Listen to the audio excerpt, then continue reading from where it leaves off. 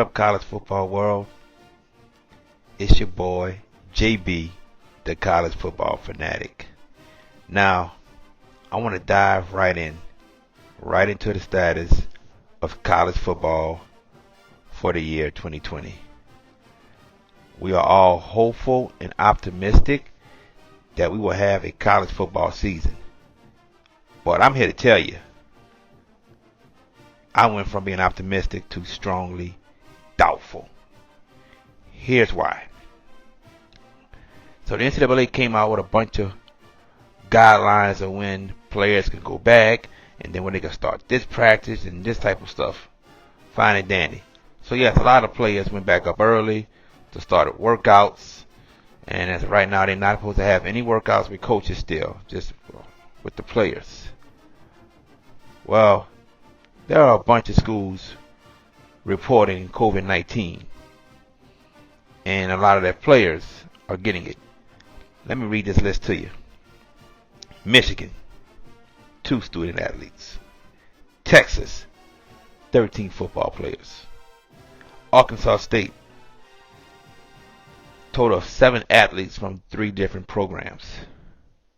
Auburn, 3 football players who are all asymptomatic, meaning they're not getting any of the symptoms, but they can pass along the virus to other people. Texas Tech had 1 confirmed, and that was a basketball player. Iowa, 1 person confirmed. Iowa State, 10 student athletes. Marshall University, several athletes. Oklahoma State, several athletes.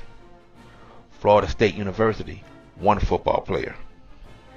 UCF, 3 football players.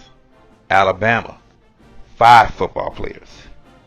Clemson, a total of 28 student athletes, but 23 being football players. Houston University, 6 student athletes. They shut down all voluntary workouts. Boise State, multiple student athletes. West Virginia University, 1 football player. Kansas State University, a total of 14 student athletes. All voluntary workouts have been suspended for 14 days. And then the news that came out today, LSU, a total of 30 players are being quarantined. Some of them have caught the virus. Some have been in contact with those who have had the virus.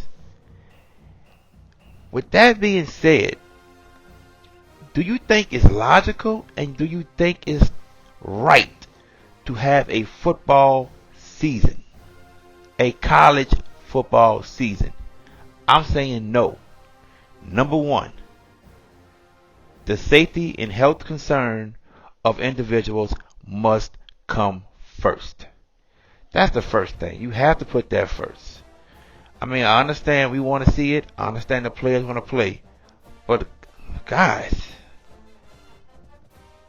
we got to think logically here. We have a virus that's not going away anytime soon. And then these guys are getting back into groups and working out, trying to get ready for the season, and they're catching the virus. Think about it. It's a contact sport.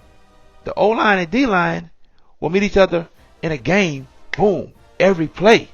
A running back going to get tackled a lot. So, man, this virus is going to spread. It's going to spread until we get a vaccine, ladies and gentlemen. I mean, I don't know no other way to put this. Okay? I read that Dr. Fauci wants to, well, not want, but he suggested the NFL should do a bubble like the NBA would do. And then somebody else said, well, college football should do a bubble. Well, college football cannot do a bubble. That's a different story in itself. Let me tell you why college football cannot do a bubble league.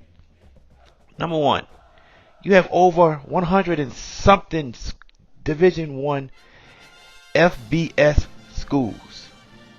Okay? That's the Power 5 and the Group of 5. Alright? You have over 100 something. And every school dresses out right around 100 players. Do the math. How will you do all that in a bubble? How? The NFL dresses out 53.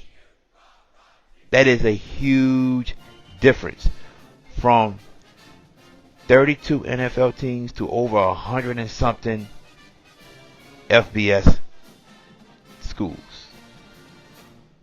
There's no way you could do college football in a bubble. Okay? And that shows you right there that you have more people in groups. You can have your individual group workouts, but if each group got 10 or more, come on. The chances of the virus spreading is more. Look at the numbers of what's being reported at some of these colleges. I do not think there will be a college football season. Look, I love college football. I didn't travel to the United States going to games.